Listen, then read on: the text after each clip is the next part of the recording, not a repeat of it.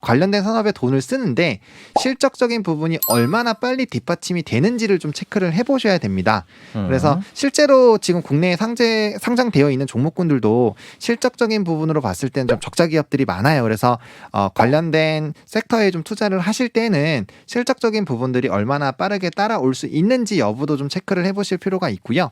그다음에 최근에 로봇주 같은 경우는 특히나 M&A 기대감 이 좀 붙어주면서 주가의 급등이 많이 나타난 부분들이 있기 때문에 이러한 부분들은 좀 유의를 해보실 필요가 있다. 103.5 돈을 이해하는 시간 정철진의 목돈연구소. 이어서 여러분의 성공 투자를 응원하는 정철진의 목돈연구소가 방송됩니다.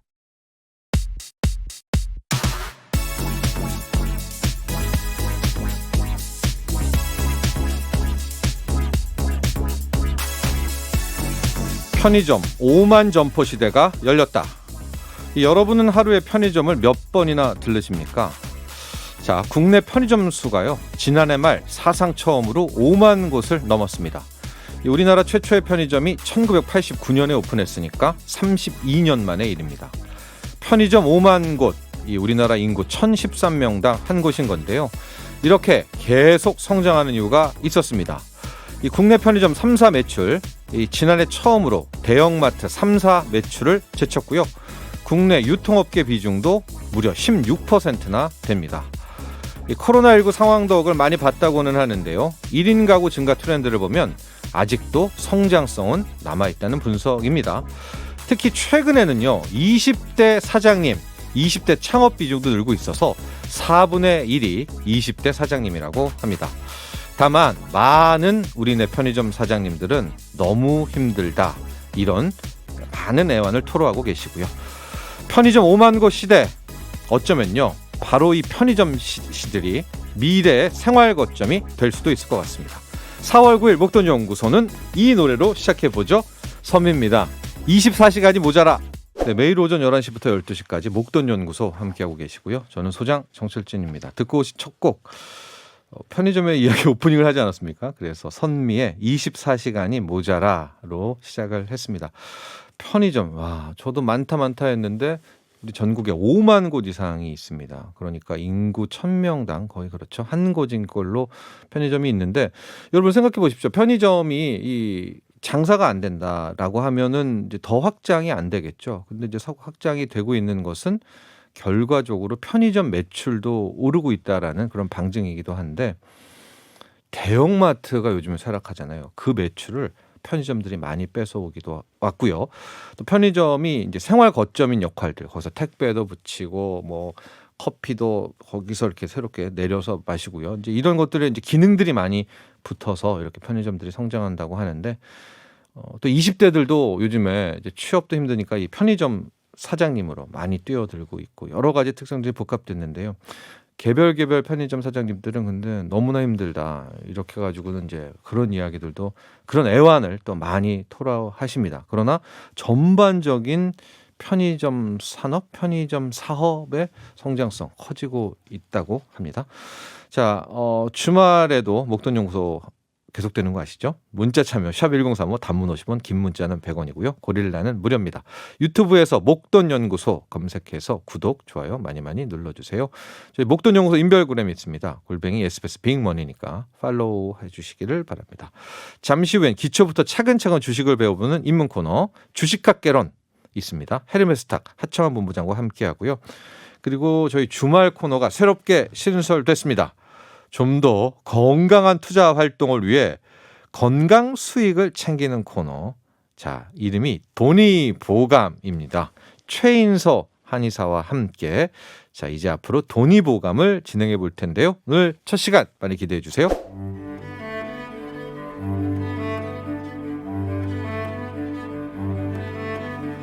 뭐든 시작이 중요하고 기초가 탄탄해야겠죠. 기초부터 단단하게 다져보는 주식 공부, 주식학개론. 오늘도 강의해 주실 헤르메스탁 하청환 본부장에게 차근차근 배워보겠습니다.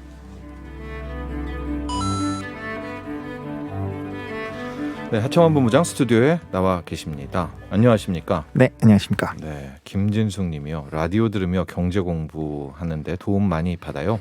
시간을 따로 못 내는데 이렇게 차근차근 알려주셔서 너무나 좋네요 하면서 어떤 하트를 하나 그려주셨고요.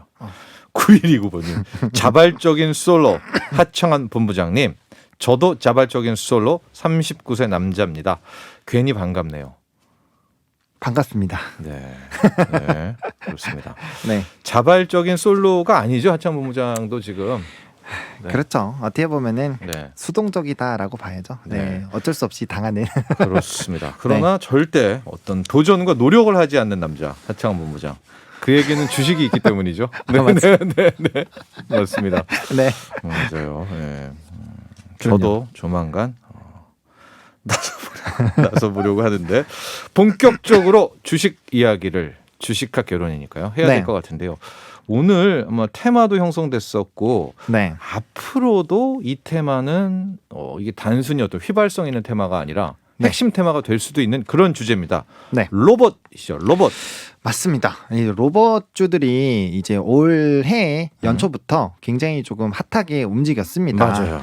그래서 이제 로봇주들 같으면 사실 우리는 이제 예전에 만화 영화 같은 데서나 많이 봤고 로봇이 실제로 좀 많이 쓰일까라는 그렇죠. 생각을 아마 많이 하시게 될 텐데. 또 아이언맨 있잖아요. 그렇죠, 아이언맨. 그렇죠. 네. 그런 로봇들은 네. 사실 우리가 이제 많이 봤는데 이제 뭐 일을 도와준다거나 이제 그런 로봇들 같은 경우는 아직까지는 좀 생소합니다. 근데 최근에는 드문드문 일단은 뭐 식당이나 이런 데서 보여요. 네. 그래서 이 로봇에 대한 이제 관심도들이 굉장히 확대가 되는데 일단 네. 크게 두 가지 이유가 있습니다.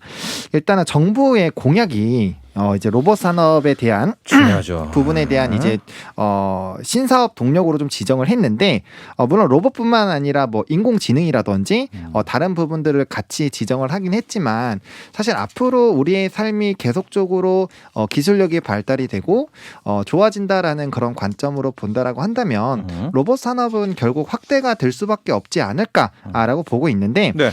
그러한 부분에서 이제 5대 강국으로 돌입하겠다라는 정부의 발표까지 이어지다 보니까 기대감이 조금 확대가 됐고요. 또 이제 국방 분야에서도 로봇을 핵심 산업으로 선정을 했습니다. 중요하죠. 왜냐하면 이제 로봇 전투잖아요. 그렇죠. 로봇 군대. 예, 네, 예, 아무래도 이제 우리 군인들도 점점 이제 현대화가 되고 그렇죠. 좋아지다 보니까 이런 23년에는 복합으로 좀 진행을 할 예정이고 40년에는 무인 로봇 중심의 전투 체계를 갖추겠다라고 이제 구성을 해놨기 때문에 아무래도 좀 수요도들이 좀 높아질 수가 있고요. 그다음에 대기업들의 로봇 사업 진출 또 선언들이 또 큰 영향을 줬습니다. 뭐 대표적으로 삼성전자, 네. 뭐 현대자동차, 그다음에 LG전자 같은 주요 기업들이 이제 로봇 산업에 대한 이런 이제 청사진들을 내놓았고 뭐 이제 진출 선언들을 좀 진행을 하다 보니까 네. 자연스럽게 기대감이 형성이 될 수밖에 없죠. 왜냐하면 우리나라를 대표하는 기업들이다 보니까 그래서 이제 로봇에 대한 이런 실용도가 많이 높아지지 않을까라는 기대감이 붙으면서 로봇에 대한 이런 좀 주가 흐름도 굉장히 좋았다라고 정리를 드려보도록 하겠습니다. 그렇습니다. 이 윤석열 당선인 윤석열 정부가 네. 특히 AI와 로봇 이게 짝꿍입니다. 로봇이 어떻게 움직입니까? AI가 있어야 움직이는 거죠. 맞습니다. 인공지능이. 네. 신산업 동력으로 굉장히 지금 앞으로 향후 5년간 네. 밀어붙일 것 같습니다. 네, 맞습니다. 중요성이 있는데 이에 발맞춰서 대기업들까지도 네. 이제 로봇에 대한 사업이죠. 신산업입니다.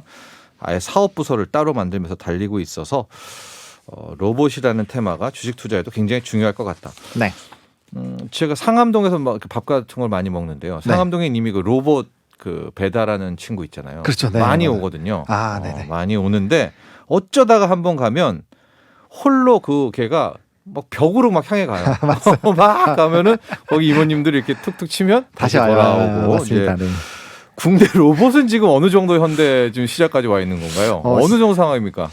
예, 지금 상황 자체는 뭐 말씀해주신 그 약간 그런 이제 상용화 단계라고 보시면 될 것 같고 일단 네. 시장 자체를 좀 보실 필요가 있는데 일단은 2019년부터 2020년으로 넘어가면서 이제 34%의 매출이 좀 확대가 되고 있는 기조다라고 보시면 될 것 같은데 일단 이런 전체적인 산업에 대한 시장들은 결국엔 이제 횟수가 좀 지나야 좀 정확하게 표시가 되기 때문에 기준점이 조금은 이전이라고 보시면 될 것 같고요. 네.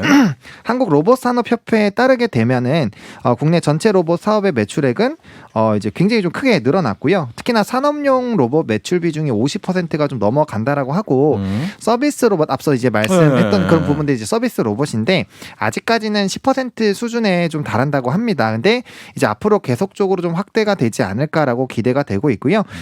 KT 경제연구소에서는 25년에는 23만 대의 로봇이 좀 보급되지 않을까라고 보고 있고 시장의 규모도 2조 8조 원 정도, 2.8조 2조 원, 8천억. 네, 8천억 정도 네. 이제 시장으로 좀 확대가 되지 않을까라는 전망이 나오고 있고요. 또 이제 글로벌 시장 또 업체의 애널리티스죠. 이제 스테리지 애널리티스 같은 경우는 24년에 135조 원까지 이런 좀 전 세계 이제 글로벌 AI 로봇 시장이 좀 확대가 되지 않을까라고 좀 보여지고 있는 상황입니다. 그리고 아무래도 코로나에 대한 이벤트가 있었기 때문에 이런 비대면에 대한 필요성들이 좀 부각이 돼서 뭐 로봇이라든지 사실 드론들도 좀 많이 좋아졌잖아요. 급속도로 커졌죠 시장이. 네, 시장이 네. 엄청나게 네. 커졌기 때문에 이러한 이제 부분에 또 사람들이 오랜 기간 또 진행이 되면서 이런 삶의 변화들이 좀 나타났기 때문에 앞으로도 좀 시장의 흐름들은 굉장히 좀 좋지 않을까. 현재도 좋지만 앞으로도 좀 좋을 수밖에 없지 않을까라고 보여지고 있는 상황입니다. 그렇습니다. 산업용 로봇, 서비스 로봇 또 나아가서 이제 로봇 군대죠. 네. 로봇 군인. 네. 우리가 꿈으로만 생각했던 것들이 진짜 현실화가 따박따박 되고 네, 있어서 되고 있습니다. 네. 깜짝깜짝 놀랐는데요.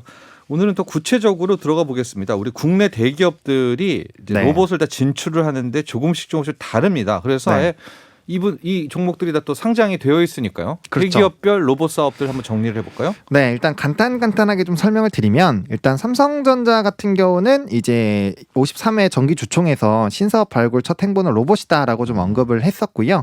그다음에 이제 21년 2월에 로봇 사업화 태스크 포스를 신설을 했었고 이번에 이제 10월 10개월 정도가 지난 다음에 로봇 사업팀으로 격상을 하면서 사실 이제 연초부터 로봇에 대한 이 시장의 기대감이 굉장히 좀 확대가 됐었습니다. 그래서 네. 사실 로봇 산업 같은 경우는 이전에 뭐 LG가 먼저 하긴 했는데 최근에 이런 상승 트렌드는 삼성전자에서 좀 시작을 했다라고 보시면 될 것 같고요. 네. 그다음에 2019년부터 이제 전 세계 국제 박람이죠. CES 전자 쪽에서는 거의 대장이라고 보시면 되는데 CES 이 박람회에서 로봇 시제품을 계속적으로 좀 공개를 하고 있습니다. 그래서 지금까지는 삼성봇 보다이 그다음에 보텐디 이런 잼스 같은 특히나 잼스 같은 경우는 의료 보행 보조 로봇인데 네. 좀 이러한 상용화에 대한 기대감도 굉장히 좀 커지고 있다라고 보시면 될 것 같아요.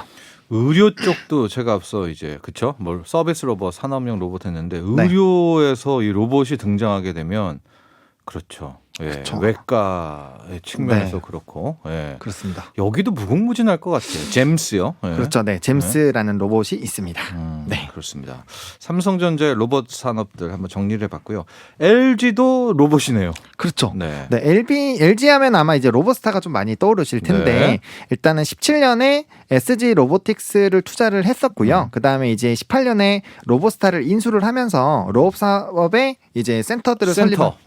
설립을 했습니다. 그래서 2020년에는 로봇 사업 센터를 이제 본부로 이관을 좀 했고요. 그다음에 이제 부서명 자체도 로봇 사업 담당으로 이렇게 변경을 하게 되면 아무래도 이제 산업의 이런 추진이라든지 이런 기대감이 확대가 될 수밖에 없습니다. 그리고 이제 배송에 대한 이런 서비스를 수행을 하는 클로이 이 로봇에 대한 이런 라인업을 좀 갖추고 있다라고 보시면 좋을 것 여기 이제 같고요. 유통 로봇이죠. 네, 유통이죠. 네, 유통 로봇이요. 네.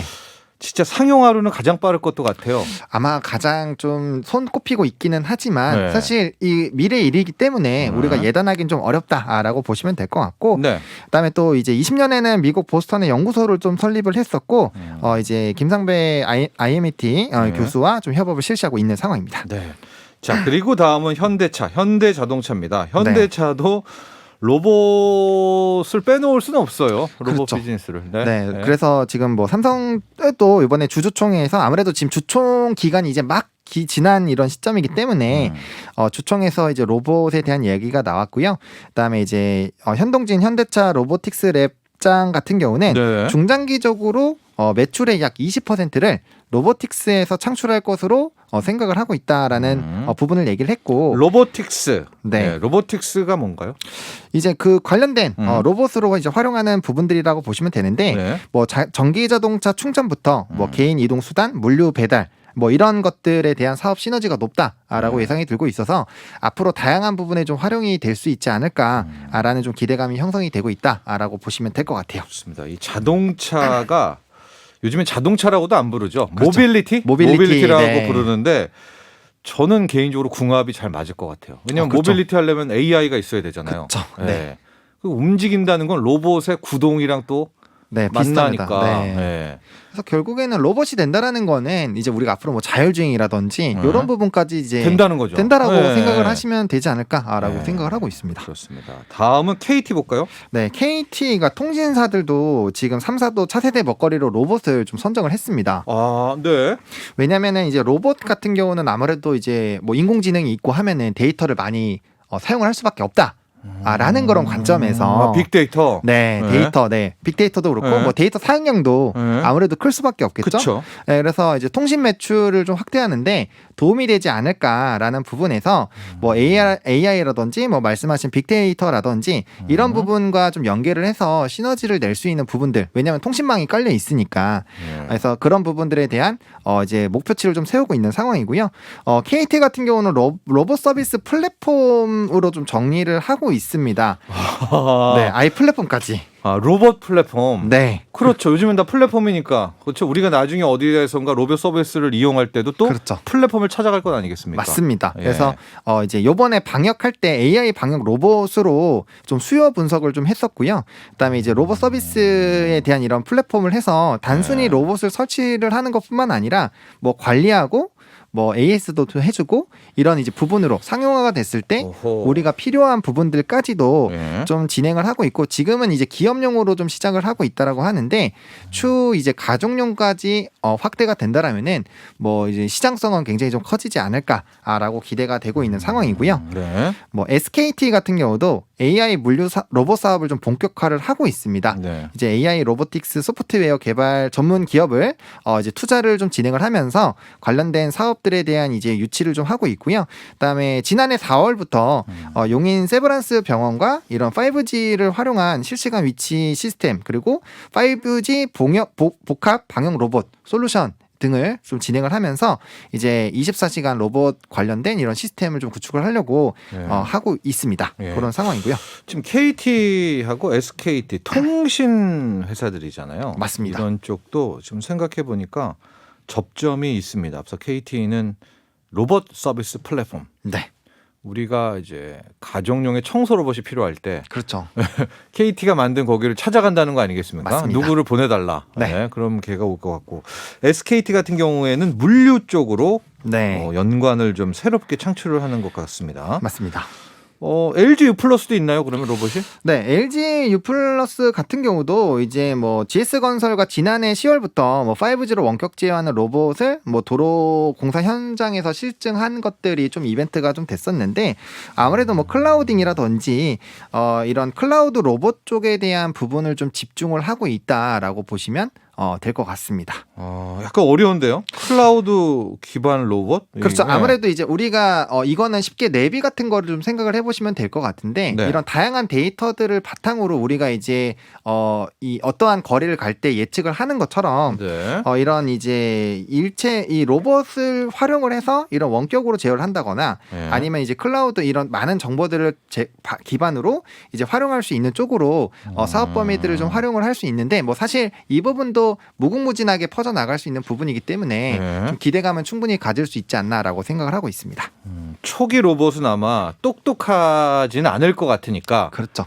빅데이터 이런 통신사들이 정보를 모았다가 예, 이제 지시를 그 로봇한테 내리는 네. 예, 그것도 중요할 것 같아요. 맞습니다. 그래서 내비게이션 보면 요즘에 너무 정확하잖아요. 그래서 그런 느낌으로 보시면 되지 않을까라고 생각을 합니다. 하고 실시간으로 그렇게 정보를 모으고 파악하고 네, 그렇죠. 다시 로봇한테 전달해 줄 수 있는 능력은 네. 통신회사니까. 그렇죠. 예, 그래서 또 통신사들 빅3 모두 지금 로봇으로 뛰어들고 있는데 네. 제가 잘 봤습니다. 사업도 잘 봤고 그런데 지금 말씀하신 걸 가지고 네. 뭐 로봇 때문에 삼성전자에 투자한다라든가 로봇 때문에 네. 뭐 KT에 투자한다. 좀 빠른 것 같은데요? 그렇죠. 이른 것 같아요. 아무래도 이제 이런 신사업 부분에서는 초기에는 투자가 좀 많이 필요합니다. 그래서 네. 실질적으로 얼마나 많은 비용이 들어가는지 체크를 해보실 필요가 있고요. 근데 대신에 이제 그런 기대감이죠. 우리가 지금 이런 각 기업들이 실적들이 잘 나오는 기업들이 많기 때문에 그 이제 늘어난 이제 순이익을 바탕으로 앞으로 성장할 만한 섹터에 투자를 한다라는 거는 사실 굉장히 좀 긍정적일 수가 있습니다. 무엇보다 로봇 산업 같은 경우는 앞으로 유망할 수밖에 없다라는 부분에는 그건 맞죠. 다들 동의를 네. 하실 겁니다. 네. 그래서 초기에는 당연히 비용도 들고 시행착오들이 있겠지만 이게 상용화가 되고 실질적으로 이렇게 이 현실에서도 사용되는 범위들이 늘어나고 있기 때문에 이러한 관점에서 봤을 때는 시간은 좀 걸릴지언정 이런 가능성에 대해서는 좀 지켜보실 필요가 있을 것 같고요. 또 이제 말씀해주신 것처럼 이 얘기는 결국에는 관련된 산업에 돈을 쓰는데 실적적인 부분이 얼마나 빨리 뒷받침이 되는지를 좀 체크를 해보셔야 됩니다. 그래서 실제로 지금 국내에 상장되어 있는 종목군들도 실적적인 부분으로 봤을 때는 좀 적자 기업들이 많아요. 그래서 관련된 섹터에 좀 투자를 하실 때는 실적적인 부분들이 얼마나 빠르게 따라올 수 있는지 여부도 좀 체크를 해보실 필요가 있고요. 그다음에 최근에 로봇주 같은 경우는 특히나 M&A 기대감 이 좀 붙어주면서 주가의 급등이 많이 나타난 부분들이 있기 때문에 이러한 부분들은 좀 유의를 해보실 필요가 있다. 근데 로봇주 투자할 때 많은 투자자분들은 네. 이렇게 뭐 삼성전자라든가 이런 네. 대기업에 투자하기보다는 그렇죠. 그 회사 오히려 이런 대기업들에게 인수를 당할 회사를 많이 좀 노릴 것 같거든요. 맞습니다. 그래서 네, 사실 그 옥석 가리기를 어떻게 합니까? 그렇게 됐을 때는 이제 기술력을 일단 봐야겠죠. 로봇 관련된 기술력이 얼마나 있고 네. 그에 따른 이제 레퍼런스가 얼마나 있는지를 좀 체크를 해보셔야 되고요. 일단 실제로 로봇 관련된 종목군들 중에서도 꼭 적자 기업만 있는 건 아닙니다. 그리고 본업이 튼튼하면서 이제 신사업으로 로봇을 영위하고 있는 기업들도 있고 네. 그다음에 이제 뭐 로봇스타처럼 이 특정 이 백그라운드가 또 있는 기업들이 있기 때문에 네. 뭐 그런 관점에서 본다라면은 충분히 가능성이 아예 없다라고 보기는 좀 어렵습니다. 다만 워낙 뭐 삼성전자랑 이런 기업들이 항상 M&A를 할 때 규모 자체가 굉장히 크게 진행을 했기 때문에 국내보다는 조금 이제 해외에 대한 가능성이 있기 때문에 M&A 가능성으로 좀 지켜보시기보다는 로봇 산업에 대한 이런 성장 그리고 그 안에서 얼마나 이런 기술력을 제공할 수 있는지 그런 부분들을 조금 더 체크해 보시는 게 투자하실 때 좋지 않을까라고 생각을 하고 있습니다. 염두는 하되 국내 투자자 입장에서는 네. 지금 뭐 딱히 내 실탄을 가지고 어디 들어가기엔 만만치는 않네요. 지금 상황에서는 네. 좀 어렵습니다. 네. 네. 그러나 한순간입니다, 여러분들. 2차 전지 한순간에 테마 연성하는 거 그렇죠. 봐봐요. 엄청나게, 양극재, 음극재 막 시세 솟구쳤잖아요. 맞습니다. 늘 주목을 하셔야 될 것 같습니다. 로봇 테마, 로봇이었습니다. 오늘의 주제는 자 여기까지 하죠. 네, 감사합니다. 네, 헤르메스타 하창한 본부장과 함께했고요. 하창한 본부장을 보내드리면서 저희가 연일해서 이 봄 노래, 봄에 우리의 연애 DNA를 깨우는 노래들을 준비하고 있죠. 이 노래도 빼놓을 수가 없는데요. 이민혁, 박혜원입니다. 바야흐로 사랑의 계절. 나도 부자 되고 싶어서 라디오를 켰어. 정확하고 철저한 정철진의 목돈 연구소.